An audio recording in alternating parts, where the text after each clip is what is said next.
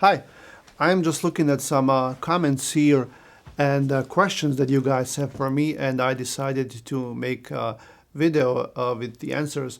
If you have more, keep them coming, and then I'll try to answer as many as I can. It's hard for me to pronounce names, and I'm just gonna, maybe go with the ones that I know how to pronounce. So Juan is asking, did your clients come from the time you were a truck driver, or did you search for some of your clients? Well, depends on what you mean by clients. If you mean truck drivers or owner operators, then yes, some of them came over from when when I had a different company before, and one of the drivers is my brother. So that's always nice if you have some friends who are driving, then they can come over. If you're talking about brokers or shippers, no, that's not the case. Once you have either a trucking authority or a dispatching company with actual drivers, then you will establish a relationship with them easily. Don't worry about that. Your biggest worry should be drivers, how to get drivers. But then when you start posting loads, your trucks on load boards, then they will call you, you will call them up, and then you will establish relationships as the time goes. So no, and that's also an encouragement to you to start working by yourself, because the customers will come usually by themselves. And I'm just not saying that, I mean that. V is asking, hey brother, I had a question. So I got my own LLC and VIN number, VIN, WIN number, and I have a friend with a Sprinter truck, but I had some people calling me this morning saying I need my UCR. I know the BC3 is needed, or it's actually BOC3, but do I need all this to dispatch my friend? And does he operate under my authority, or I am under his MC number? That part is confusing for him to get the load. How does that work? Well, if you have your own LLC, that's really nothing. That's just for your own protection. LLC, like a company, limited liability corporation, and then, that's to protect your own assets in case something happens, someone sues you. You want to separate business from the from your private life. But if he has a Sprinter truck, it's going to be hard. And I had that question before. It's hard to dispatch Sprinter trucks. You need actual load boards for that, like Selectus, but that's very expensive. It's hard to get into it. And then some of these load boards have that option too. You have Expedite also. You have brokers who work with Expedite only. Honestly, I don't have that much experience with Sprinters. I know semi trucks, Sprinter trucks. I really don't know. The UCR is actually if you have an authority. If your friend has an authority, then they have to have the UCR and that BOC3. But that's a BOC3. You can't get authority without that. So first, you want to look into the authority. You need to see if you need a trucking authority, you or your friend. So you have to have trucking authority with insurance and BOC3 filled, and then you can dispatch loads. If it's in your name, then it's your company. If it's in his name, you will be only dispatching him, but it's everything else is his responsibility, like safety, insurance, and all that. And I'm making video on how to start a trucking authority. But I don't know if you need that for a Sprinter van. I'm assuming you will need some kind of authority to do loads, even with a Sprinter van. So I hope this answers that question, even though, like I said, I don't have any experience with vans. How do you filter the loads? By just looking. You know by experience that you won't get load for the return trip at your destination city. Yes, I know by experience what areas are best to go to and what areas are not to go to. Usually, let me tell you, like Northeast is bad area to go out from. Northeast, Florida. California is okay. Sometimes Oklahoma is bad, like parts of Kansas. Those are bad areas to go out from. Usually, when you go there, they're usually good paying loads. Like if you're going to Florida, they will pay you a lot of money to go to Florida, but you're not gonna get a good load from Florida or a load at all. Same thing with Northeast or even sometimes maybe East Coast. Like you get a lot of money paying going over there. It depends on the market conditions. Sometimes if you want to go east, you get $2, sometimes $3, $4, $5. Also depends if you have a reefer drive and flatbed. But let's say you go there for $4 a mile, then you can expect to go out of there from $2 a mile. So, and it always evens up. Like you go there for good money, you go out for bad or decent money, and then it evens up, and then you have good money left. So by experience, like when you book a load and you go, oh yeah, like Denver, like Colorado. If you go to Colorado, that you're gonna it's gonna be hard to find a load. So you always want to get the highest load paying possible. And why would you want to go to Denver? Well, you may have a driver. You may have a driver that lives in Denver, and then they want to go home, and then it's always a hassle to get that driver out. So you always want to get a good paying load to Denver, Colorado, and usually you can negotiate a good paying load to go to there. But generally, you want to avoid it unless you have established freight to go to there, and from there that's different. But generally, you try to avoid bad areas as much as you can.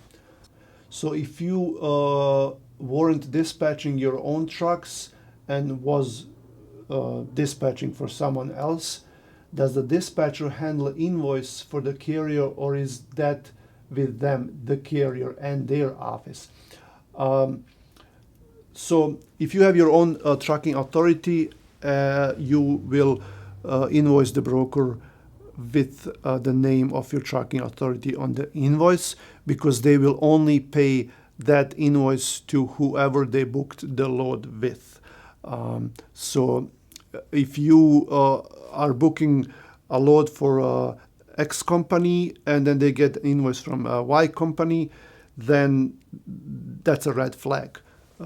They may think that you sold the load to them, which is illegal, and most brokers will not pay you a load if you sell that load to someone else. Like you get the load from the broker, and then you post the load, and then you find another trucking company, and you pay them less, and you make some money in the meantime. And if the broker finds out, then they're gonna only pay that other company. They're not gonna pay you. So don't do that. So if you are dispatching company and you have an owner operator that you dispatch and they have their own authority, then that owner operator has to invoice the broker. They have to send them the invoice with their name because they will only pay them, not you. You're just like the middleman. Some dispatching companies, as I've noticed, have deals with their owner operators to handle their invoices. They charge them extra money to make it easier for them, because they're the ones booking the load, and drivers are driving and they don't want to do anything with that. Well, even then, if you are invoicing the broker on behalf of that company, the invoice is still in their name. It says their name on top. It's only payable to them or their factoring company, not to you. You would just produce the invoice and send it to them on their behalf, but the money is payable to the trucking company or the owner operator you work for. How are you receiving calls? Are those direct shippers / brokers you're dealing with? I had some shippers that I worked with, but 99.9% is the brokers, and most trucking companies work with brokers, unless they're big company, and they may have a lot of trailers, and then down the road establish a relationship with a shipper, or maybe they have their own brokerage. But usually small companies like us, they only work with brokers. And how do you establish how you're receiving calls? Well, you post loads on load boards, DIT board, truck stop, 123 load board, Trucker's Edge, that's another one from DIT. And when you post the loads there, then the brokers will see that you have an available truck, and they will call you, or you will call them. Like if the broker has a difficult load to cover, they will call around because no one wants the load. Or if they know you, they see in their database that you're a good carrier, or maybe they're located in the same city, then they will call you, say, hey, we are neighbors here, let's work together, do you want the load? Or like I said, or if someone cancels the load and they see that you have a truck right there, and then they will try to recover it, and then they'll call you. And usually you have some leverage, like when you negotiate. In that case, if they call you, usually you can ask for better rates because they call you, they need you, and they will come up with a rate, and then you can always tell them, well, I can't do it for that rate, I can do it for this rate. Like they call you, they offer a load for $2,000, you just tell them, I can do it for 25, and then maybe they'll come up to like 22, 23, maybe even 25. Depends how bad they need your truck. But if you call the brokers, you see a load there, and you call them, then it's harder to negotiate because you're calling them. That tells them that you need them. But you can still ask for more money, and then sometimes you will get more money, sometimes you won't. Depends on them. This guy, he's speaking my language here, and he's asking if I have any advice for him how to start or make a video. Like I said, I'm trying to make a couple of videos, one for a trucking authority, one for dispatching company, and then see how I can post that. Is it gonna be just regular YouTube or like a tutorial? I don't know. I still have to figure that part out. And then the spreadsheet here that I posted, a lot of people are asking me via email to share it. And as I posted in the description and in the video, I cannot share that spreadsheet with you. You can only download it and then use it. Because if I share it with you, then you will be able to edit that spreadsheet.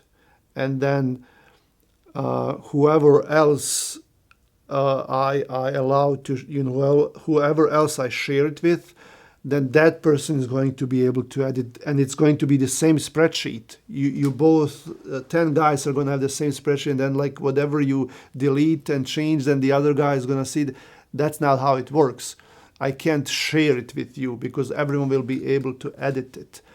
You can only download it. You go to File, make a copy, and then it will be saved in your Google Drive. Everyone that has a Gmail account, they have a free Google Drive, like 15 gigabytes of storage. It will be saved there. Then you Google the term Google Spreadsheet, and then you go to, I think it's like docs.spreadsheet.com, something like that. Google Spreadsheets. And then when you click on that spreadsheet will come out, and it will be your own spreadsheet. And then you can use it and edit it, and it will still contain all those formulas. If I share it, then it's not gonna work with you. Hi sir, Vladimir is asking, hi sir, how do you invoice your owner operators bi-weekly? If yes, what if the brokers will pay the carriers after 20 to 30 days? Are the owner operators, will the owner operators still pay you after they received your invoice, or they need to wait first for the payment of the... what I think is asking, like, how do I pay my owner operators? How often do I pay them? Is it weekly or bi-weekly, or do I pay them right after they do the load, or do I wait until the brokers pay me? No, I pay them after a week, and most trucking companies do the same thing, because Well, you have two options. You can use as a trucking company, you can use a factoring company, and I have that video too already. You can watch it, will be in description.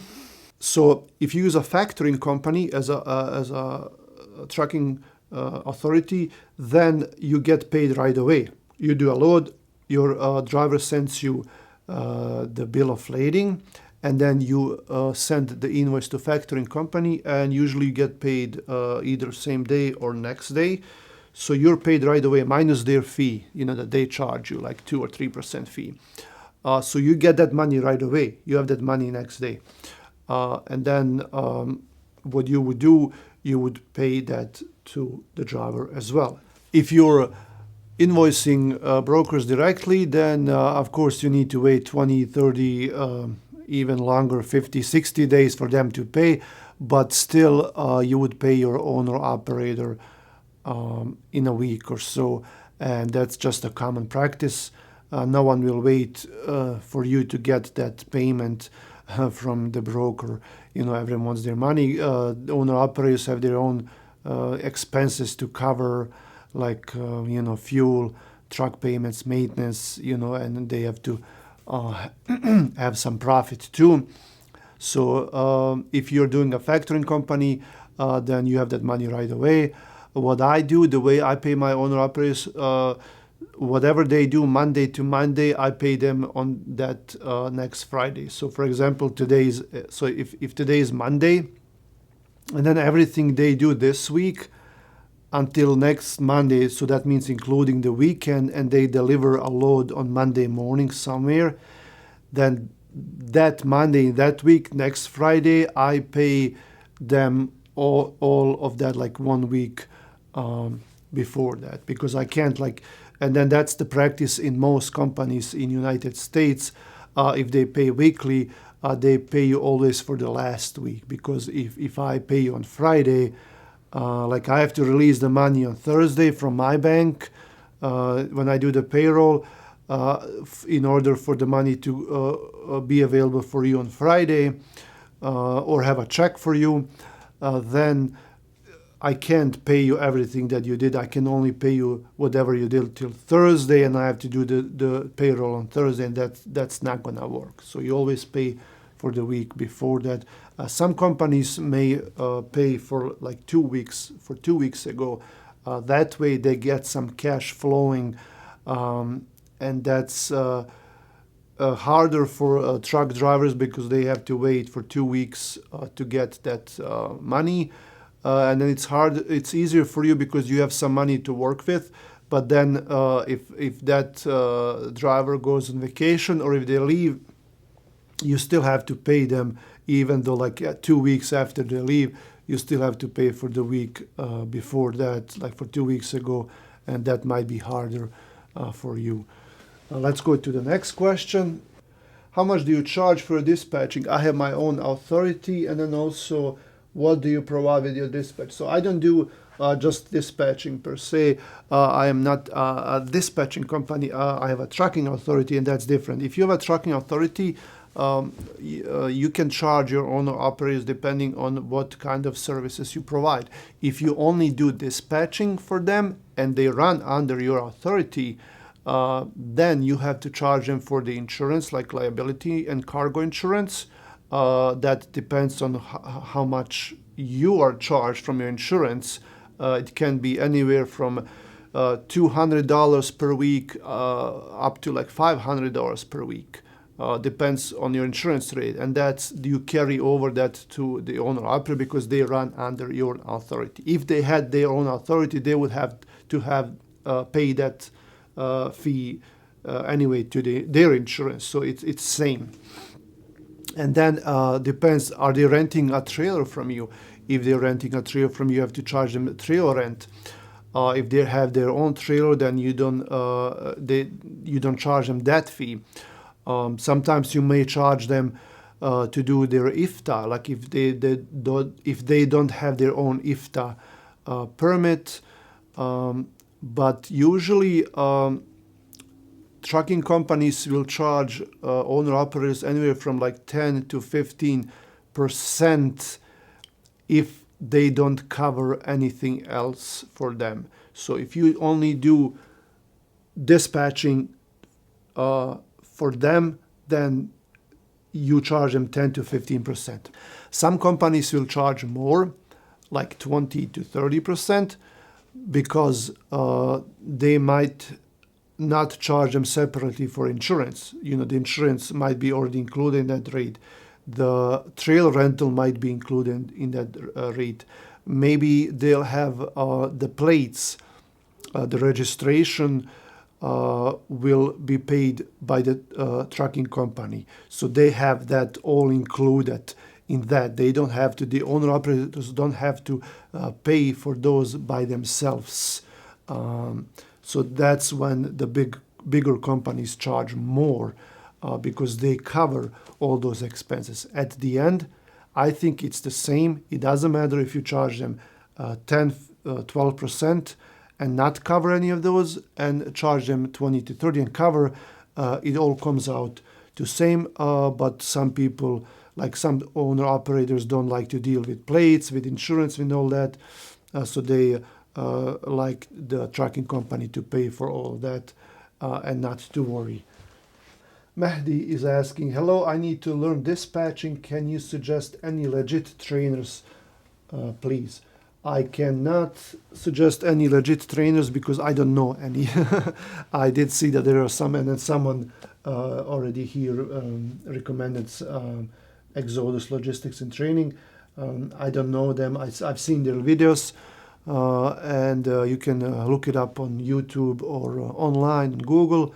But I cannot recommend anyone. I can only recommend that you subscribe to this channel and watch my videos. Hopefully you might learn something for free. Do you provide training services for dispatchers? I'm looking for someone to teach me practical service. I don't want certification. I don't provide any training services, like I said. Certification, and as I said that in one of my previous videos, there is no such thing as a certification for a dispatcher. Whoever tells you that, they are not telling you the whole truth, because you don't need to be certificated to be a dispatcher. You don't need any formal education, you don't need a school, you don't need a permit. Only if you want to form a company like a trucking authority, then you need that you need authority. If you want to form a dispatching company, you probably want to have a company like an LLC, if you live in the United States, that will separate your business from your private life. You definitely need that for your own protection.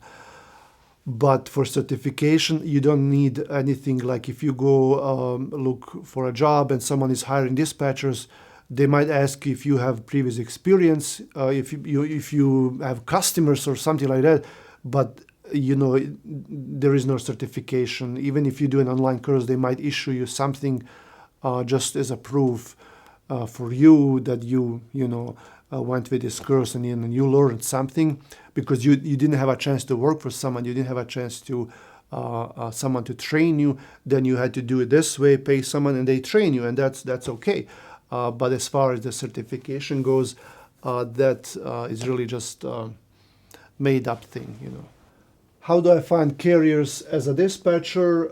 Like I said, you can look them up online. In one of my previous videos, I did that. And like I said, also I'm working on a training video, how to become a trucking dispatcher. So we'll cover that. But short answer will be just go to FMCSA website and then type in some letters, see what companies come up, and call them up. That's the best way to look them up. Jose is asking, good morning. I have a question for you. What is the best thing to do and first thing to do when you want to get a new trucking company together? So I'm assuming what he's asking, like if you before you start to working with a new trucking company, how to look them up and what to check. You can check a lot of things on the DAT board or FMCSA website. like if they have active authority, if they have active insurance, their scores, and you go to broker check. You go to brokercreditcheck.com and look it up. If you sometimes factoring companies have their own database, but if you're just a dispatching company, you probably don't have access to a factoring company database. So DAT board reviews brokercreditcheck.com. That's where you would want to start. Thanks for all the support. Thanks for the questions and the comments, and keep them coming. You can send them to my email and comment right here on YouTube videos. I can just go through them, and then when I find time, I'll try to answer them as much as I can, and then make another video like this. So I'll see you around. Like and subscribe. You know what they say. Everyone says that at the end of the video, and it's not for no reason. Like YouTube will recommend the channel the more engagement it sees. And I want to spread the word. I want to make more videos, and then I'll see you around.